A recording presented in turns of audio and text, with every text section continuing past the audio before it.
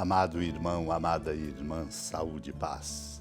Graça de Deus estarmos aqui congregados nesta comunidade orante, unindo nossos corações aos corações de tantos irmãos e irmãs, o meu ao seu, o nosso ao coração de tantas pessoas, para abri-lo na escuta da palavra santa de nosso Deus, congregados ao redor de nossa mãe, que sempre nos inspira, nos acompanha e nos abençoa no caminho que percorremos.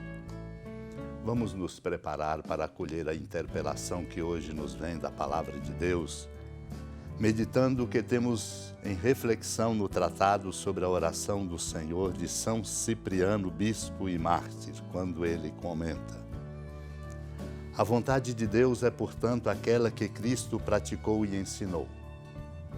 Humildade no trato, firmeza na fé, discrição nas palavras, justiça nas ações, misericórdia nas obras, retidão nos costumes. Não ofender a ninguém e suportar as ofensas recebidas, conservando a paz com os irmãos. Amar o Senhor de todo o coração, amá-lo como Pai, temê-lo como Deus. Nada absolutamente antepor a Cristo, já que Ele nada nos recusou.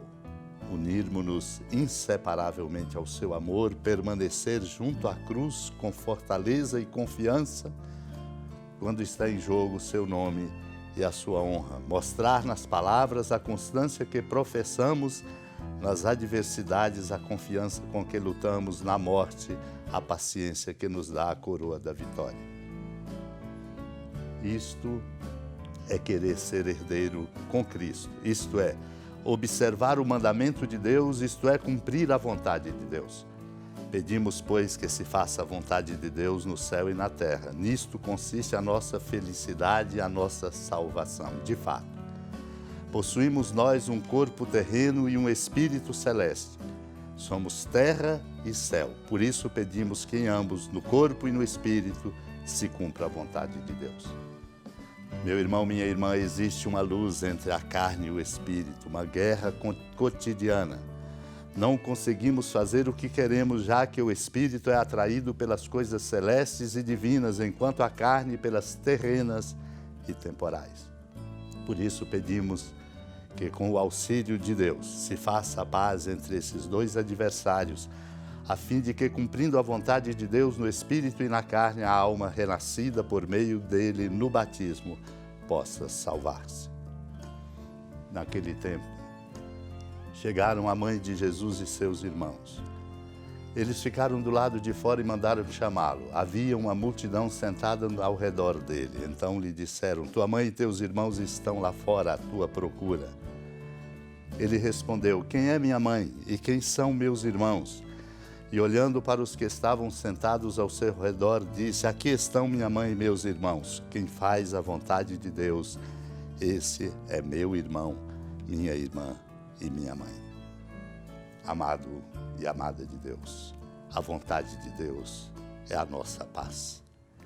Só viveremos em paz na medida em que fizermos a vontade de Deus. Por isso, no horizonte do nosso caminho espiritual e da nossa vivência de cada dia, a busca da vontade de Deus.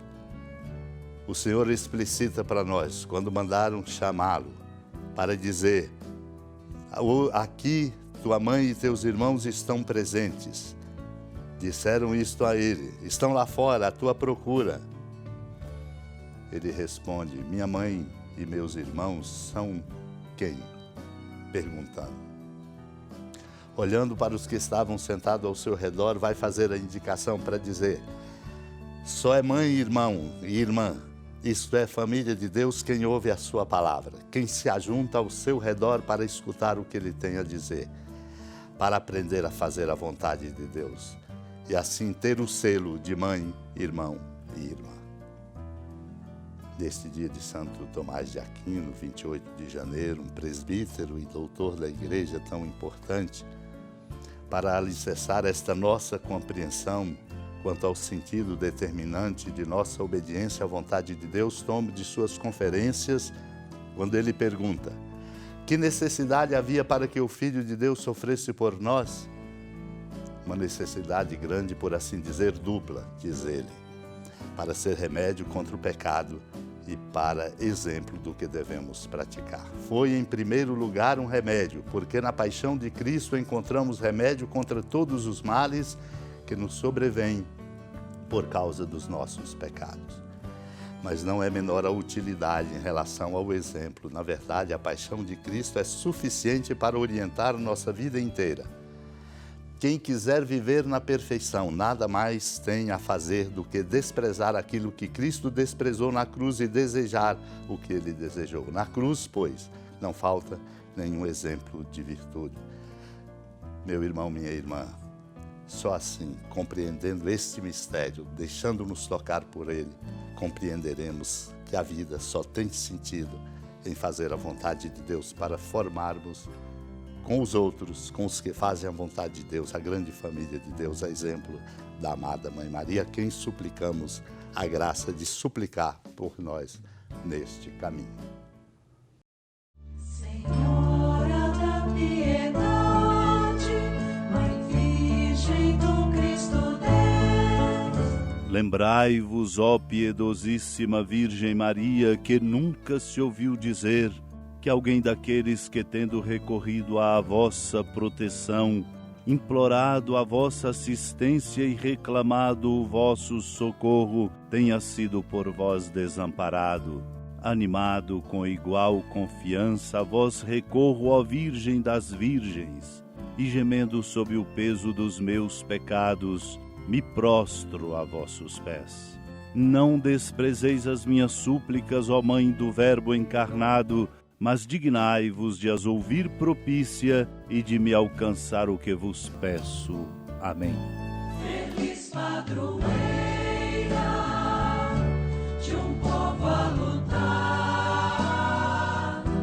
a gente mineira te quer exaltar,